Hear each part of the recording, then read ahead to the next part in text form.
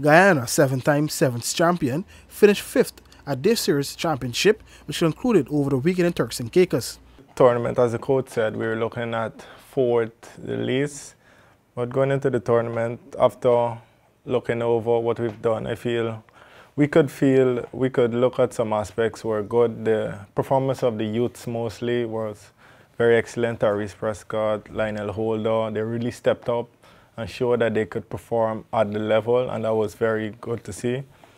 This tournament is, well, not a stepping stone, but it was part of our preparation towards the Mexico tournament, which has a lot more at stake. So we could have gauged where we stand as a team, what we need to change, and the way forward. Yeah. I was so impressed because my first tournament was Mexico 2017. I got maybe 10 minutes overall in the tournament. These youths, they stepped up, they started and ended a lot of the games. They played a massive amount of minutes, and to be able to stand out there toe-to-toe with some of the best in the Caribbean, to stand up there in the Jamaica game, those guys have been banging at the highest level of rugby currently, and Tyrese, Lionel holding their own and doing their own stuff. Like I could point back to the try against Bermuda. You know, it was a try in vain, the fact that from our old try line, Tyrese could have backed himself, put on his bit of magic, and then we went the full length of the field. At the end of the game, with 3 supporting players, that just shows that, you know, we should have stepped it up early, and things like that we could have done earlier. Mexico is to be the host country for the next Round 7 championship from February 11th to 13th, 2022. The tournament will involve a variety of categories. Both seniors and juniors will feature, as well as both men and women teams. Moreover, the 2022 Round 7s will double as a qualifier for the 2022 Central American and Caribbean Games, and also the World Rugby Cup 7s and the 2022 Commonwealth Games.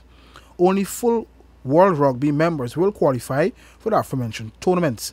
Canada's men await the winner from Mexico City to join them at the 2022 Commonwealth Games. In order to achieve the success, Angus said they need to do more high-intensity work. Well, we knew going into the tournament that we need to up our game intensity. We need to get more tournaments to simulate the level that we would be playing in Mexico. And it's difficult to do, but we have to find some way of getting our bodies attuned to playing at that level and that intensity and that pace. I think the union is currently looking into getting us playing a few more tournaments locally, but I still think we need to do more because the intensity is not the same. We need to, I don't know how we're going to do it, but we have to find some way. I'm sure the coach has his own plans, his own ideas of what we need to do, and he'll get that done. Ghana started their campaign with a 36-5 win over Belize, but then lost 15-7 to Bermuda.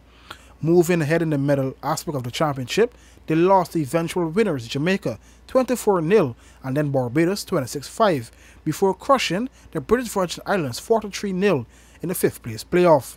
Our team, we lacked a bit of patience at times when we needed to be patient, and also our execution wasn't where we wanted it to be.